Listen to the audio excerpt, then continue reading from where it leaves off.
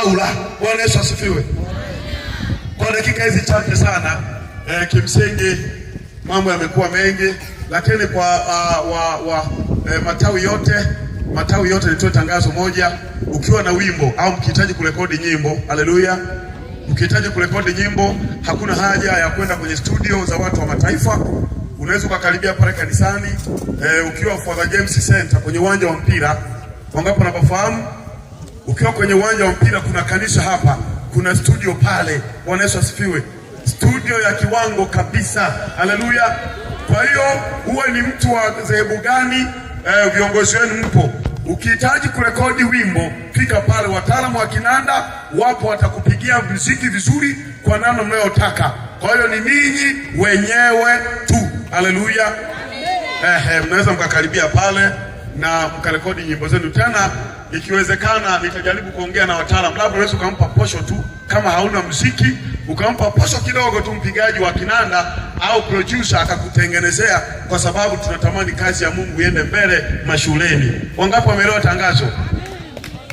Yaani ukiwa kasoro Bongo Flava, ukija hapo nataka yo sijui gia achia njia, sijui gari iende mtaroni, hatutaki magari yaende wapi? Mtaroni. Habari ya gia achia njia, yo kama una wimbo wote unaomtukuza Yesu, unakaribishwa.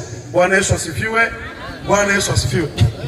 Sasa kwa dakika sijui niseme ngapi, naomba mtumishi wa Mungu tusome kitabu kimoja tu, Nyakati wa Pili na mstari wa Nyakati wa Pili sura ya 33 na mstari wa au tusome tu 34 mstari wa kwanza hadi wa 7. Nyakati 34 mstari wa kwanza hadi wa 7. Bwana Yesu asifiwe. Amen. Ndio, karibu. Mambo ya Nyakati wa Pili ile sura ya 34 mstari wa kwanza. Ndio.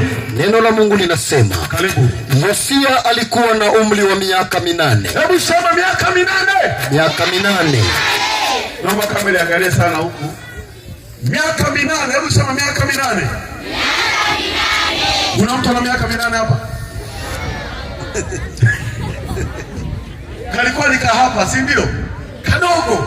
Yosia alikuwa na umri wa miaka mingapi? 8.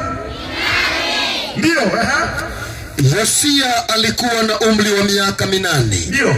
Alipoanza kutawala. Akatawala miaka 31 huko Yerusalemu. Akafanya yaliyo mema machoni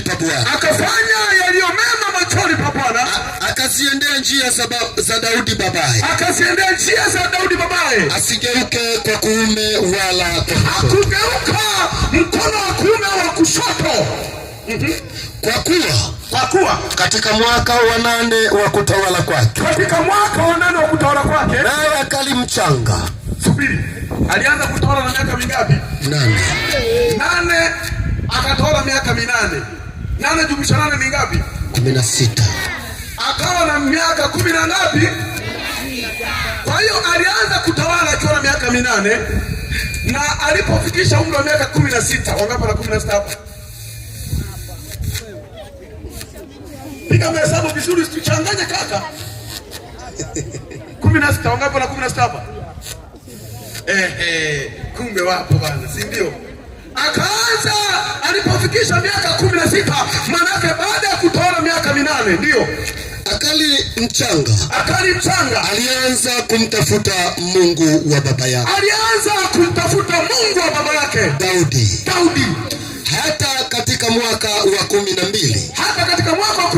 Akaanza kusafisha Yuda na Yerusalemu kwa kuondoa mahali pa juu. 12 jumlisha 8 miaka mingapi? Hivi naeleweka huko? 12 jumlisha 8 miaka mingapi? 20. Safi.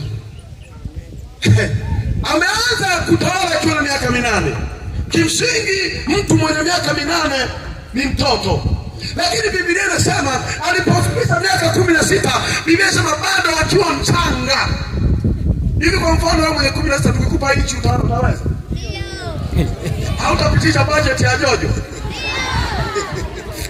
Unasema sasa kila kaya itakuwa na box la jojo. Hautapitisha budget kwa sababu umekaa kijojojojo tu. Bwana Yesu asifiwe. Lakini Biblia inasema alipofikisha miaka 16 bado akiwa mchanga akaanza kuisafisha, akaanza kumtafuta Mungu, si ndio? Alipoanza kumtafuta Mungu akatawala miaka 12, maana yake akawa na miaka 20. Miaka 20 anafanya kitu gani? Akaanza kufanyaje?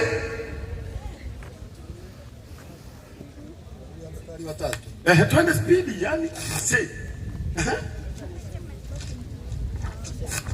Mstari wa 3 nasema kwa kuwa katika mwaka wa 8 wa kutawala kwake, naye akali mchanga, alianza kumtafuta Mungu wa Daudi babaye. Alianza kumtafuta Mungu wa Daudi babaye. Hata katika mwaka wa 12, mwaka wa 12 wa kutawala kwake, akaanza kusafisha Yuda na Yerusalemu kwa kuondoa mahali pa juu na kwa kuondoa maashera na sanamu za kuchola nazo za kusubu. Wakazibomoa madhabahu za Mabaali machoni pake na sanamu za jua zilizoinuliwa juu yake. Akazikata na maashera na sanamu za kuchola. Naomba ukome hapo. Amen. Bwana Yesu asifiwe. Ninaongea na kijana hapa. Ninaongea na kijana. Nisikilize. Somo letu linasema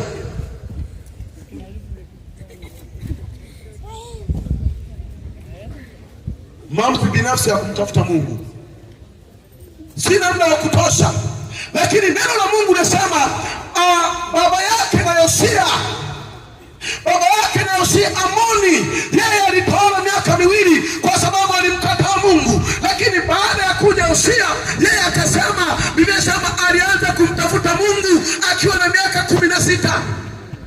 Akiwa na miaka 16 ndipo akaanza kumtafuta Mungu, na Biblia inasema alitawala miaka 31. Unajua ukiwa na miaka 8, si ndio? Ukiwa na miaka 8 vyovyote vile walikuweko nani? Walikuweko watu waliokuwa wanaiongoza nchi. Kwa sababu zamani nchi ilikuwa ya ufalme. Unaweza ukajiuliza kwa nini miaka 8? Mtoto mwenye miaka 8 anaweza akawa mtawala. Nataka nikwambie, zamani kulikuwa na system ya ufalme. Akifa baba analishi mtoto. Haleluya. Sasa baada ya kufa baba yake ambaye kimsingi alimkataa Mungu, alipokuja kuingia yeye Yosia akiwa na miaka 8 akakabidhiwa ufalme. Akiwa na miaka 8 vyovyote vile alikuwa chini ya malezi, labda alikuwa chini ya waziri mkuu au alikuwa chini ya mkuu wa majeshi. Mambo yalikuwa yanaamuliwa na wale. Lakini Biblia inasema alipofikisha miaka 16, maana miaka 16 ni miaka ya kufanya maamuzi wewe. Ndio pale walipomkabidhi mihuri ya ikulu rasmi. Miaka 16 ni miaka ambayo unaweza ukafanya maamuzi wewe binafsi, ukachagua mimi nakuwa wa Shetani au nakuwa wa Mungu. Wangapi wazazi wao ni Wakristo hapa? Nisikilize. Hivi unajua inaweza kuwa hujaokoka, unafuata mkumbo tu wa wazazi. Mimi nimezaliwa kwenye Ukristo, mimi Kristo, mimi kwetu ni Wakristo. Kwa hiyo inaweza kuwa hata hapa bado unaendelea kwa sababu umezaliwa kwenye familia nini? Ya Kikristo. Kama mimi nilivyokuwa nimezaliwa kwenye familia ya Kikristo, lakini bado njia zangu hazikuwa nzuri. Lakini nimesema Yosia alipofikisha miaka 16 hakwenda kwenye njia za babake Amoni. Yeye alienda kumtafuta Mungu wa Daudi. Bwana Yesu asifiwe. Maana miaka 16 ni maamuzi ya kuamua mwenyewe kumwabudu Mungu aliye hai, uache mambo mabaya, uache misingi mibaya. Biblia inasema alipofikisha miaka 20 tu akabomoa shela, akabomoa miungu, akabomoa sanamu ambazo ziliachwa na baba yake. Haleluya. Nchi hii mtawala atakiwa kutawala miaka mingapi? Katiba ya hii nchi. Mtu mmoja tusaidie basi. Peleka tu maiki haraka tu tunapomalizia. Mtu mmoja anayejua kabisa katiba ya nchi nataka mtawala na miaka mingapi? 40? Haina haja, wanajua. Sikiliza. Hiyo ni taratibu ambayo iliwekwa kwa sababu alijua akipewa kijana anaweza akaharibu mambo. si ndio? Unashangaa unapewa kijana fulani ana miaka 23, kumbe mvuta bangi. Anakuja anapigia shauri mabangi ni halali bwana. Vijana kuleni bangi. Kwa sababu ni akili za vijana. Lakini akipewa mtu mzee ambaye kidogo maisha yake na amekuwa na CV mbalimbali za kutumika kwenye utumishi mbalimbali, ndipo anaweza kuamuliwa, ndipo anaweza kupewa kibali cha kuwa rais. Lakini neno la Mungu linasema Yosia yeye alipofikisha miaka 16 alikuwa ameshaujua ukweli tayari. Akasema mimi sitafuata miungu ya baba yangu, sitafuata miungu ya mama yangu, sitafuata taratibu za nchi. Mimi nitamwabudu Mungu aliye hai. Ufikie kipindi uamue kuokoka mwenyewe.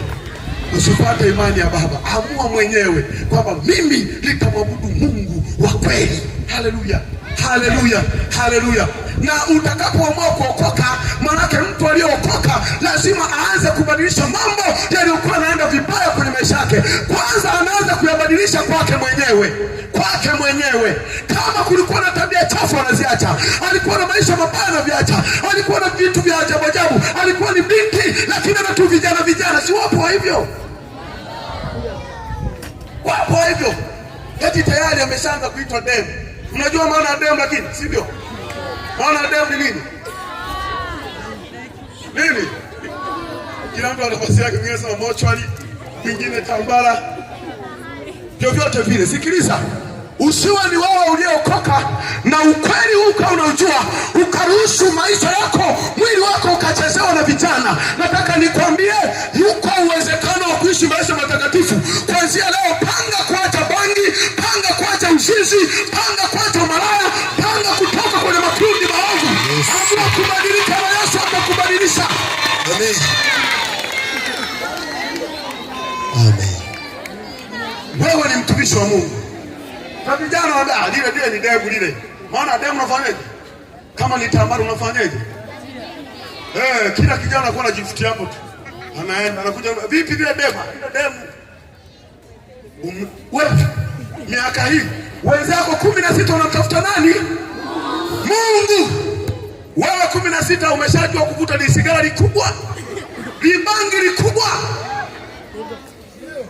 Maisha yako yatakuharibikia. Sina muda wa kuendelea. Lakini natamani maisha yako yabadilike. Haijalishi wewe ni dini gani. Haijalishi wewe ni dini gani. Mwalimu amesema dini itakayoonekana mbinguni ni ile yenye utakatifu. Panga kubadilika. Mungu akusaidie. Mungu akutetee. Naomba usimame. Yes. Naomba usimame. Naomba tuabudu kidogo, dakika moja niwaombee tu neema ya Mungu na baraka za Mungu. Hebu tamani kubadilisha maisha yako. Usikubali kuishi maisha mabaya. Usikubali kuishi maisha mabaya. Hayapendeshi. Amua kuokoka na kubadilika. Unastahili wewe Bwana. Natamani sana ufikishe maisha yako. Nikuombee. Inua mikono yako. Nataka nikuombee tu. Ili Mungu ashike maisha yako. Ashike kesho yako. Ashike maisha yako. Akusaidie. Inua mikono yako. Inua mikono yako. Unaona kuna njia ya inua mikono. Unastahili wewe. Inua mikono yako. Inua mikono yako.